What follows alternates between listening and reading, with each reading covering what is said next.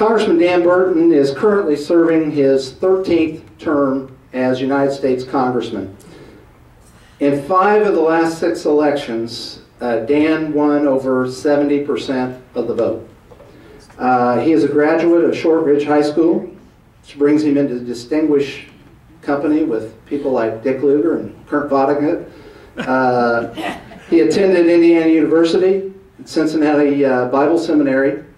He is a veteran of the U.S. Army. He served both as a state senator and as a state representative, which is real important. It gives him a perspective of what it's like to be out here in the trenches, not just in the hallowed halls of Congress.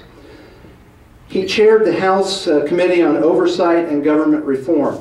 And the significance of that is that for the first time in over 60 years, a Hoosier chaired a House committee. Isn't that amazing? That's how little position of leadership that we've had in the United States Congress.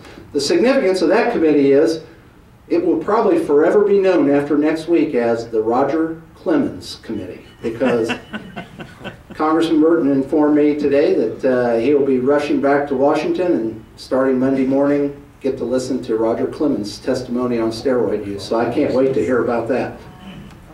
He is currently ranking member of the International Relations Subcommittee on the Western Hemisphere. His reputation is super in Congress and throughout the United States as a bulldog on tax cutting and on fiscal responsibility. And most importantly, he is an absolute super supporter of local Republicans. And I'm going to really pat him on the back here. Before I became county chairman, my contact with Dan Burton was he was supporting the local Howard County Republican Party. He supported get out the vote efforts with dollars, with a computer that was provided to our party. Right after I became chairman, I got the call, Craig, what do you guys need? What can we provide you in Howard County to help you guys out? When we unfortunately kind of suddenly had to move our headquarters because concrete was falling out of the ceiling and dropping on desks in front of our volunteers, the call came, what can we do to help you on your move? Is there any way we can help alleviate some of your stress there? Stress, no. Money, yes. And Dan was there. He volunteered to go door to door with some of our candidates in the fall. He's been there. He'll be there. And I've had an opportunity as chairman, you know, people court us for endorsements from time to time.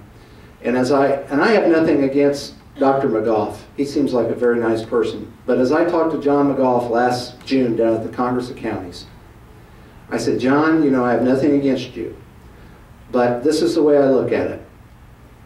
If you become our congressman, there will be no funds for the local party. You will have no seniority in the United States Congress. And that seniority will mean there will be no influence to help out Howard County that desperately needs the kind of support that we need in Howard County.